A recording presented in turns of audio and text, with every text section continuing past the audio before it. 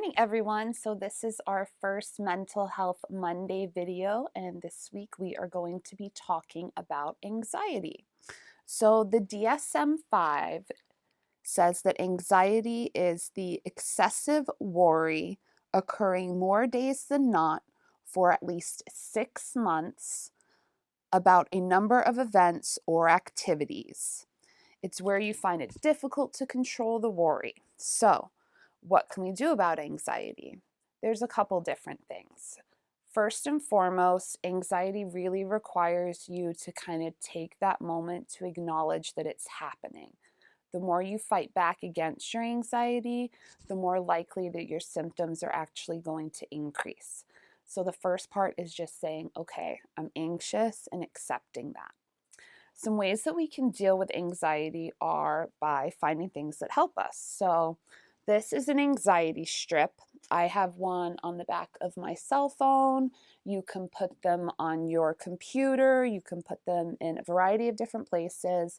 And just for sensory need, people with anxiety tend to rub at things, pick at things. These are safe. You can rub them on the back of your phone. Like I said, is a really good place for these because we often find our phones in our hands a whole lot. So, great sensory item if you have anxiety.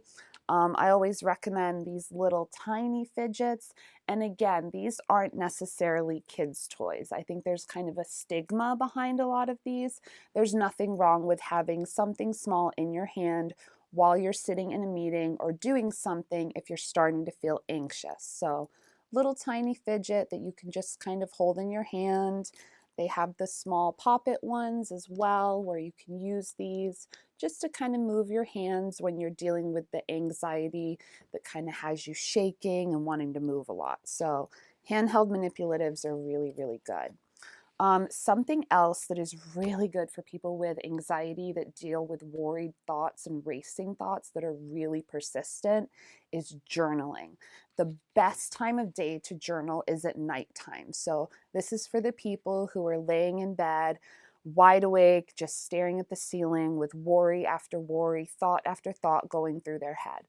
Grab a journal, just open it up and start writing. Or you can even draw. There's no pressure to start with Dear Journal. Just write down the things that are in your mind, draw them, just put it all down on paper. It's your brain's way of dumping all of that information, and it can really, really help with worried thoughts and helping you get to sleep. So I highly recommend journaling. Something that people with anxiety really struggle with is that hypersensitive moment where they lose control of their breathing. So, kind of that gapping where we really, really, really struggle is a great time to use rainbow breathing. I highly recommend this. So, with rainbow breathing, there's a couple different ways you can do it. You can get a physical card and you just trace your fingers up and down. And as you come up, you're breathing in. And then as you go down, you're breathing out. Some people will do this vision-wise, just close their eyes and envision the rainbow. There's so many different ways that you can do it, but I highly recommend finding a type of breathing that really works for you. Something else that's really good to help with anxiety is the 5-4-3-2-1 grounding.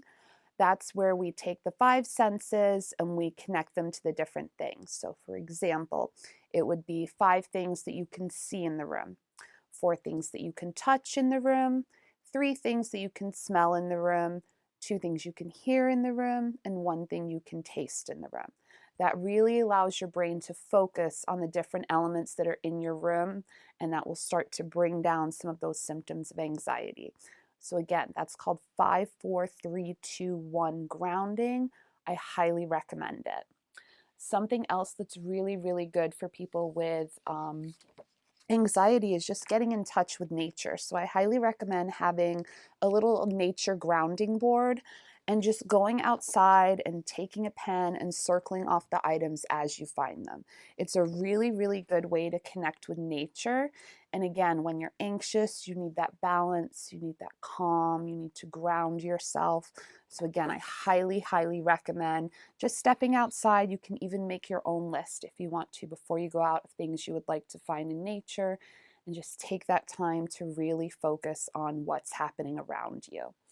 Some other good skills for people with anxiety to have are making sure that you are able to control your vagus nerve. So sometimes when we get anxious, we can get really, really warm and overwhelmed.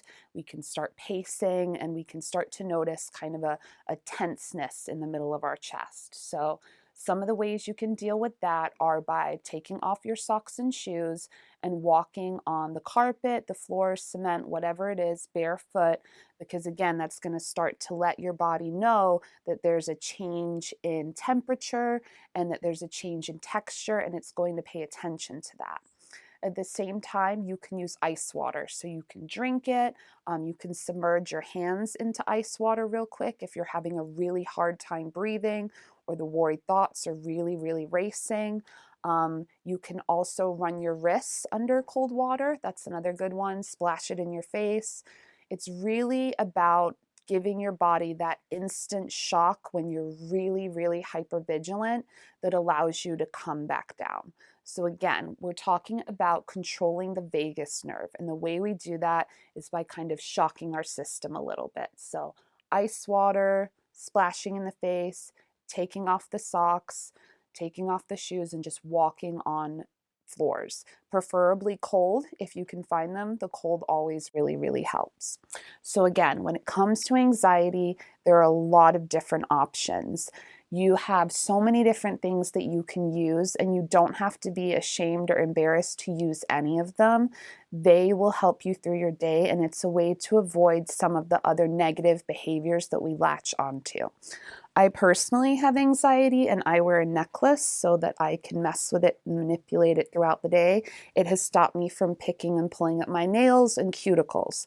So again, I highly recommend one of these if you find someone who tends to fidget a lot with your hands when you are anxious. So that's all we have for today. I really appreciate you guys tuning in to watch this, and I hope everyone has a fantastic Monday. And remember that mental health does matter.